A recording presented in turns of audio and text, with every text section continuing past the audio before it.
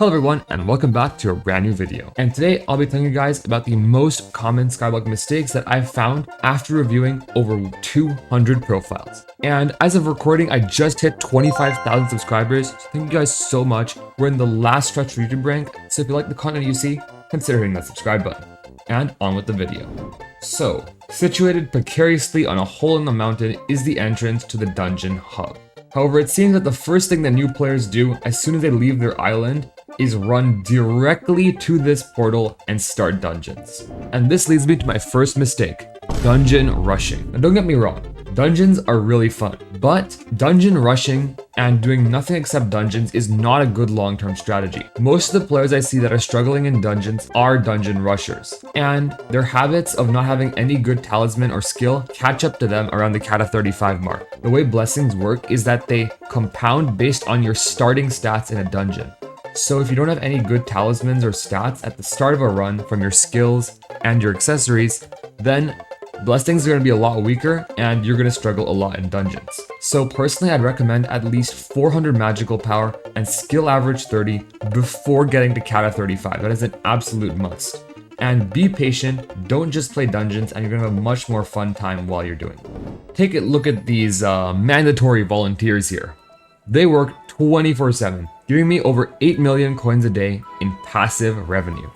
And I have 26 of them. But it seems like most players that I review barely have 20 minion slots. And this is the second very common mistake, not leveling up minions. In the words of Technoblade, I believe minions are important. I mean, they work 24/7, gathering resources even if you never bother to log in. yeah, minions are free work.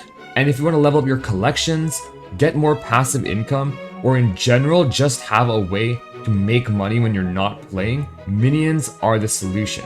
On top of this, there is 2,800 Skyblock XP worth of experience that is able to be drawn out of minions. That's a lot of XP that you're missing out on because people are not leveling up minions. My recommendation is to do the farming and foraging minions all to tier 7 as they're the cheapest, and do the rest to tier 5. And from there you can gradually work up, and I recommend a minimum of 20 minion slots. That's a good point where your minions will be able to get you to the next collection or whatever you're trying to unlock really quickly. However, even after you get 20 minion slots, keep working at it, because each new minion you get is very helpful and will only make the grind a lot easier for you.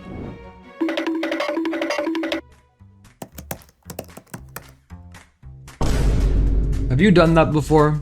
Gone to the auction house, searched up Hyperion, and looked at swords that you have no chance of affording? Well, it's a reality. The Hyperion is often the end goal for many players. Once they get this weapon, they think that their time in Skyblock is complete.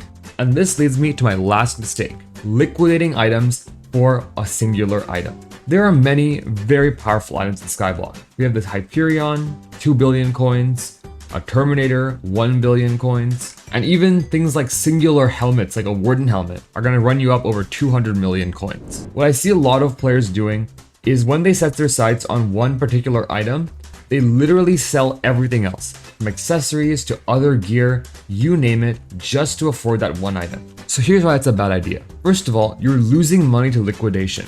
Every time you liquidate your items on the auction house, you're paying lots of auction fees and auction taxes. On top of this, items tend to degrade in value, especially lower tier items, which means that you're probably going to have depreciation from the original price that you bought it. Not only this, but as I mentioned about the dungeon rushing, for example, if you liquidate everything you have for Hyperion, including your accessories, guess what? Hyperion is not going to be good. Hyperion is a very nice weapon, but you can only use it to its true power if you have accessories and good armor and etc. to actually go along with it. My advice is, if you're working for an item, properly get enough money for it. If you need to sell other items to afford one item you're trying to get, that means that you do not afford that item yet.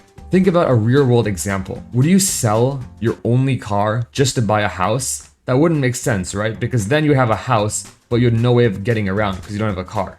Similarly, there's no way you should sell your accessories and good armor for Hyperion, because it just won't work out in the end. So that concludes my list of 3 very common mistakes I see Skyblock players making. If this helped you in any way, consider dropping a comment and subscribing.